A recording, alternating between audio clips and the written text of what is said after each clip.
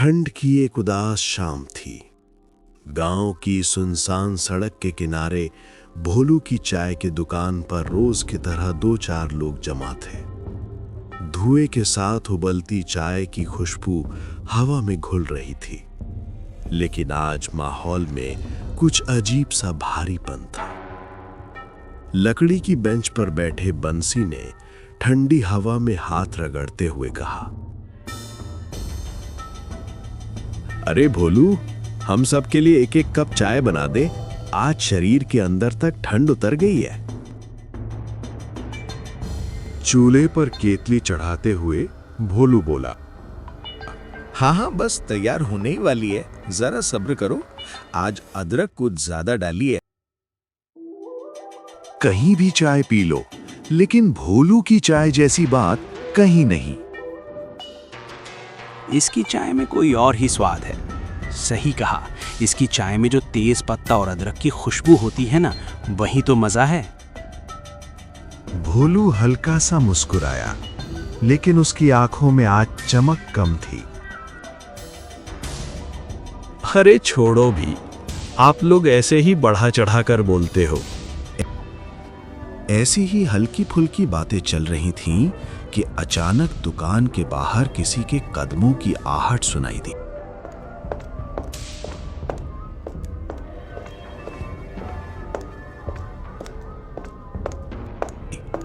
ठंडी हवा के साथ सन्नाटा और गहरा हो गया। अरे देखो, दीनानाथ जी आ रहे हैं। अरे आइए आइए, इधर बैठिए। दीनानाथ जी, जो गांव के पुराने शिक्षक थे, उनकी आंखों में हमेशा की तरह गंभीरता थी। तुम लोग यहीं जमे हो? और कहां जाएंगे? दिन भर की थकान के बाद भोलू की चाय पीना जरूरी होता है। भोलू, दीनानाथ जी के लिए भी एक कप बना दे। आज सब साथ में पिएंगे। चाय बनते बनते बातों का रुख बदल गया। मंगल ने झिझकते हुए कहा, एक बात पूछूं? क्या आपने कभी अपनी जिंदगी में सच में कुछ देखा है? कुछ? बंसी ने आंखें फैलाकर कहा, मतलब भूत? हवा अचानक और ठंडी लगने लगी। केतली से सीटी की आवाज गूंजी। दीनानाथ जी ने चाय का कप हाथ में लिया, एक घूंट भरा और धीमी आवाज में बोले, हाँ, देखा है। सब लोग एकदम चुप हो गए। सच में? तो बताइए ना, आज तो चाय के साथ कहानी सुनने में मजा आ जाएगा। दीनानाथ जी ने दूर अंधेरे की ओर देखा, जैसे कोई पुरानी याद आंखों के सामने घूम गई हो। बहुत साल पहले तुम लोग मुझे आज एक शिक्षक के रूप में जानते हो, लेकिन सच ये है कि मैं शिक्षक 2-4 साल पहले ही बना हूं। उससे पहले मैं एक डॉक्टर था। क्या सच में मास्टर साहब, आप डॉक्टर भी थे? फिर डॉक्टरी क्यों छोड़ दी? दीनानाथ जी की आंखों में एक अजीब साया उतर आया। उन्होंने गहरी सांस ली और बोले, ठीक है, आज मैं तुम्हें बताता हूं कि मैंने डॉक्टरी क्यों छोड़ी। मेरी उम्र तब बहुत कम थी। डॉक्टरी की पढ़ाई पूरी करने के बाद उत्साह और घबराहट के बीच मैंने अपनी पहली सरकारी नौकरी शुरू की थी। मेरी पहली पोस्टिंग चंदनपुर नाम के एक सुदूर गांव में हुई। वो गांव शहर की चकाचौंध से कोसों दूर प्रकृति की गोद में बसा था। वहां बिजली की स्थिति दयनीय थी, सड़कें कच्ची थीं, लेकिन वहां की शुद्ध हवा और हरियाली ने मेरा मन मोह लिया था। रात के लगभग 10:30 बज रहे थे। शाम से ही मूसलाधार बारिश लगातार गिर रही थी। बारिश की आवाज इतनी तेज थी कि लगता था जैसे पूरा नीमखेड़ा गांव पानी में डूब जाएगा। चारों तरफ घना अंधेरा और सन्नाटा फैला हुआ था। नीमखेड़ा गांव के इकलौते डॉक्टर हरिशंकर साहब आज देर रात तक मरीजों को देखकर थके हारे थोड़ी देर पहले ही घर लौटे थे। हरिशंकर साहब अकेले ही रहते थे। दिन भर की भागदौड़ और बीमारों की चीख पुकार ने उनका शरीर तोड़ दिया था। थोड़ा बहुत खाना खाकर वे आज के लिए बिस्तर पर लेट गए थे। बारिश की आवाज सुनते सुनते उनकी आंखें कब भरी हो गई उन्हें पता ही नहीं चला। तभी अचानक थप थप थप करके दरवाजे पर जोर से दस्तक होने लगी। हरिशंकर साहब की नींद टूट गई। दिल अचानक तेज धड़कने लगा। इतनी रात को कौन आ सकता है? दिन भर मरीज देखने के बाद उनका शरीर जवाब दे चुका था। मन ही मन वो खींच गए।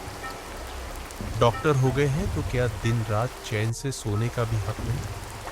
सोचते हुए वे बिस्तर से उठ बैठे। उधर दरवाजे पर दस्तक और तेज होती जा रही थी, जैसे बाहर खड़ा इंसान अधीर हो गया। बारिश के बीच दस्तक की आवाज और भी डरावनी लग रही थी। कौन है? रुको, आ रहा हूं।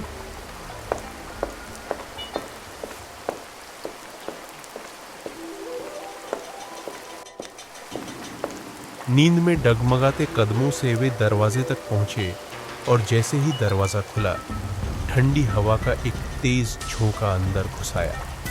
दरवाजे के बाहर गांव का ही एक आदमी खड़ा था। उसका चेहरा बारिश से भीगा हुआ था। कपड़े चिपके हुए और आंखों में एक अजीब सा डर साफ झलक रहा था। बारिश की धार उसके कंधों से नीचे गिर रही थी, लेकिन वो इंसान जैसे ठंड और पानी को महसूस ही नहीं कर रहा था। हरिशंकर साहब उसे देखकर और भी बेचैन हो गए। तुम कमलेश हो ना? इतनी रात को तुम अभी यहाँ क्या कर रहे हो? डॉक्टर साहब ने हैरानी और चिंता से भरी आवाज में पूछा। कमलेश की सांसें तेज चल रही थी। उसका शरीर कांप रहा था, जैसे ठंड से नहीं बल्कि किसी गहरे डर से। वो लड़खड़ाती आवाज में बोला, डॉक्टर साहब, क्या मैं पागल हो गया हूँ? सच में पागल हो गया हूँ क्या? दया कीजिए डॉक्टर साहब, मुझे बताइए। जवाब देने से पहले डॉक्टर हरिशंकर ने कमलेश को ध्यान से देखा। भीगा हुआ बदन, बारिश में बिखरे हुए बाल, चेहरा पीला पड़ा हुआ और आंखों में ऐसा डर जैसे उसने कुछ ऐसा देख लिया हो जिसे दिमाग मानने से इनकार कर रहा हो। उसके होंठ कांप रहे थे और हाथ आपस में कसकर जकड़े हुए थे। क्या हुआ? बहुत डरे हुए लग रहे हो। जो भी हो, पहले शांत हो जाओ। अंदर आकर बैठो। कमलेश बिना कुछ बोले कमरे के अंदर आकर बैठ गया। हरिशंकर ने चुपचाप उसे एक गिलास पानी पकड़ाया। कमलेश ने कांपते हाथों से पानी लिया, लेकिन पी नहीं पाया। इसके बाद कमरे में कुछ देर तक सिर्फ लगातार होती बारिश की आवाज गूंजती रही।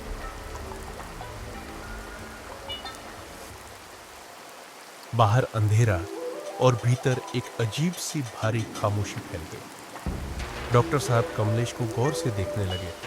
उसके चेहरे के हाव भाव बता रहे थे कि वो बेहद घबराया हुआ है। इतना ज्यादा कि अभी उसके मुंह से कुछ निकलना मुश्किल लग रहा था। डॉक्टर ने मन ही मन सोचा, ये डर झूठा नहीं है, कुछ ना कुछ जरूर हुआ है। थोड़ा संभलते ही ये खुद ही अपनी कहानी बताएगा। कुछ देर बाद कमलेश ने गहरी सांस ली और धीमी कांपती आवाज में बोलना शुरू किया। मैं एक मजदूर हूँ डॉक्टर साहब। इस गांव से उस गांव खेतों में काम करता रहता हूँ। उसकी आवाज के साथ उसकी आंखें भी अतीत में खोने लगी। आज के गांव में जगत सेठ के घर से बुलावा आया था। वहां दिन भर काम चला। काम खत्म करते करते काफी रात हो गई। फिर जब मैं वापस इस गांव की तरफ आया तो जंगल के रास्ते चलते चलते अचानक तेज बारिश शुरू हो गई। उसने कांपते हाथों को देखा, जैसे अभी भी उस बारिश को महसूस कर रहा है। इतनी जोर से बारिश होने लगी कि पैदल घर पहुंचना मुश्किल हो गया। चारों तरफ अंधेरा, रास्ता दिखना बंद हो गया। मैं बस यही सोच रहा था कि कहीं थोड़ी देर सिर छुपाने की जगह मिल जाए। यही सोच ही रहा था। तभी गांव के आखिरी सिरे में वो पुराना घर दिखा। लेकिन हैरानी की बात जानते हैं डॉक्टर साहब? कमलेश की आवाज अचानक और धीमी हो गई। जैसे शब्द गले में अटक रहे हो। उस घर में तो कोई रहता ही नहीं है। गांव में सब जानते हैं डॉक्टर साहब, जंगल के बीच गांव के आखिरी सिरे पर वो जो पुराना घर है ना, वहां आज तक किसी इंसान को रहते हुए किसी ने नहीं देखा। जो लोग वहां रहते थे वो तो बहुत साल पहले ही मर चुके हैं, लेकिन उसी घर में मैंने एक लालटेन की रोशनी देखी। कमरे में अचानक सन्नाटा और गहरा हो गया। बाहर बारिश की आवाज और तेज लगने लगी। गांव के आखिर में जंगल के बीच उस पुराने घर में रोशनी, वहां इंसान कैसे हो सकता है डॉक्टर साहब? मैंने तो आज तक सुना ही नहीं कि वहां कोई रहता हो। मैं उसी घर की तरफ बढ़ जा रहा था। कमलेश के माथे पर पसीना आ गया, जबकि बाहर ठंडी हवा चल रही थी। मैंने दरवाजे पर खड़े होकर आवाज दी, कोई है? इस घर में कोई है?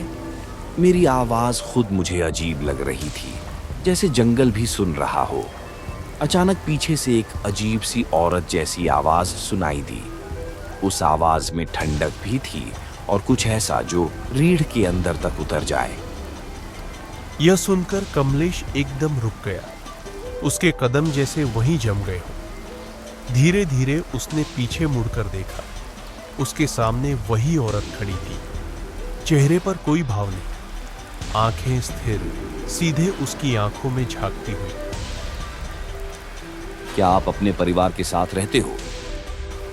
कमलेश की यह बात सुनकर वो औरत कुछ नहीं बोली, बस बिना पलक झपकाए कमलेश की आंखों में घूरती रही। उस घूरने में सवाल नहीं था, जैसे कोई इंसान नहीं कोई चीज उसे देख रही हो। जी, आपने मेरे सवाल का जवाब दिया। क्या यह घर आपका है? मैं सच में बहुत मजबूर हूं। काम करते करते कब रात हो गई पता ही नहीं चला, और जब अपने गांव के लिए निकला तो तेज बारिश शुरू हो गई। अब इस तूफानी रात में जाने की कोई जगह नहीं है मेरे पास। बस आज की रात इतनी सी जगह दे दीजिए रुकने के लिए। सुबह होते ही मैं चुपचाप चला जाऊंगा। उसकी आवाज में थकान और बेबसी साफ झलक रही थी। कुछ पल तक औरत खामोश रही। बाहर बारिश और तेज हो गई थी। बिजली की हल्की चमक में उसका चेहरा और भी अजीब लग रहा था। फिर उसने धीमी सपाट आवाज में कहा, मैं समझ सकती हूँ, ऐसी रात में किसी को भी बाहर नहीं रहना चाहिए। ठीक है, अगर चाहो तो आज की रात यहीं रुक जाओ। बारिश अब भी नहीं थमेगी और बाहर जो है वो इंसानों के लिए नहीं है। उसकी आखिरी बात सुनकर कमलेश के दिल में हल्की सी सिहरन दौड़ गई, लेकिन उस पल सिर पर छत मिलना ही सबसे बड़ी राहत थी। वो औरत मुड़ी और अंदर की तरफ चलने लगी। कमलेश ने हिचकिचाते हुए कदम बढ़ाए।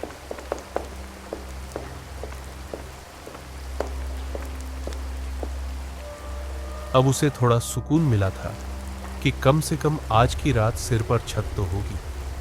बाहर बारिश लगातार गिर रही थी। हर बूंद की आवाज जैसे घर की दीवारों से टकराकर अंदर तक गूंज रही हो। वो औरत आगे आगे चल रही थी। पीछे पीछे उसके कदमों की आहट सुनते हुए कमलेश अंदर दाखिल हुआ। कमरे में हल्की सी सीलन थी।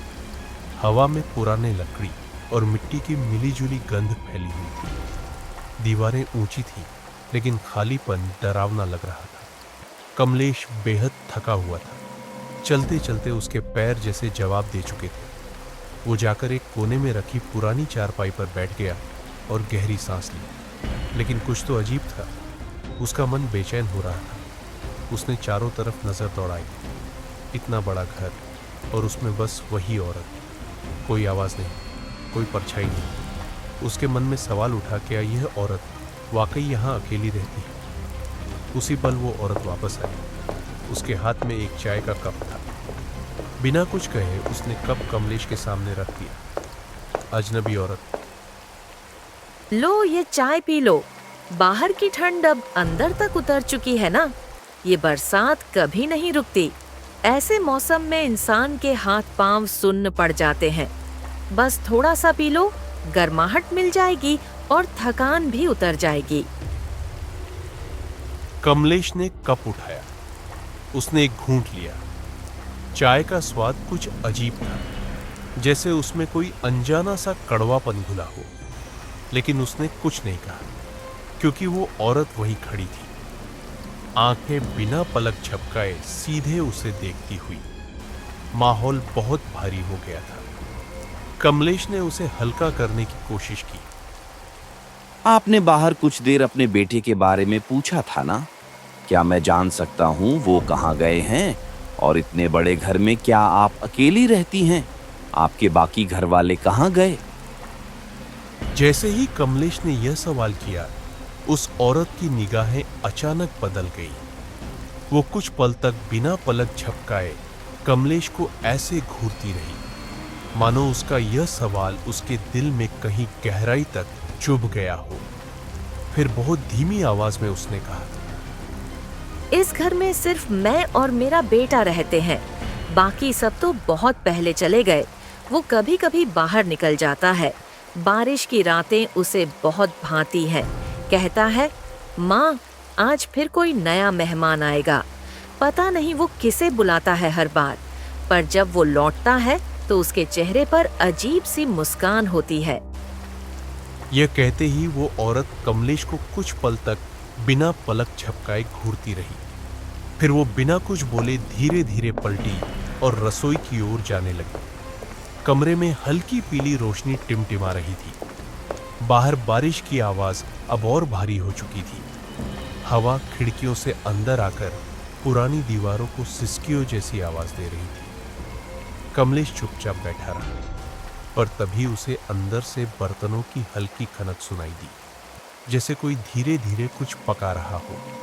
वो डरते हुए उठकर रसोई की ओर बढ़ा।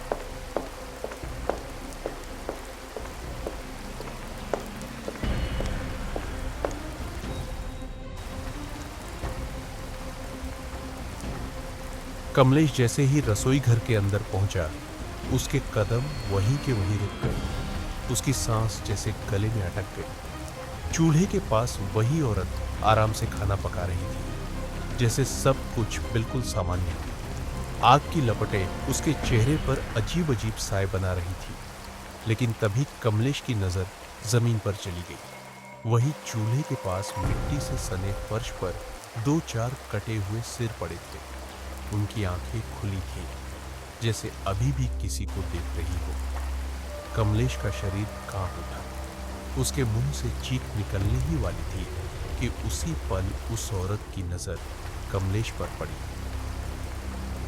अरे, वो मैं अपने बेटे के लिए खाना बना रही थी। सुबह से उसने कुछ नहीं खाया। कमलेश और भी डर गया। वो डरती आवाज में बोला, लेकिन ये कटे हुए सिर यहाँ पर क्या कर रहे हैं? मुझे बहुत डर लग रहा है। इसमें डरने की क्या बात है? मेरा बेटा ये सब खाना खाता है। उसे मनुष्य का मांस खाना अच्छा लगता है। तुम जाओ बाहर। मेरा बेटा खेल रहा है, उसे बुला कर लाओ। लेकिन बाहर तो मैंने किसी बच्चे को नहीं देखा। जितना बोला उतना करो। जाओ, जाकर मेरे बच्चे को बुला कर लाओ। कमलेश बहुत डर गया और वो जल्दी से बाहर गया। बाहर इधर उधर खोजने पर भी बच्चा कहीं पर भी नहीं दिखा।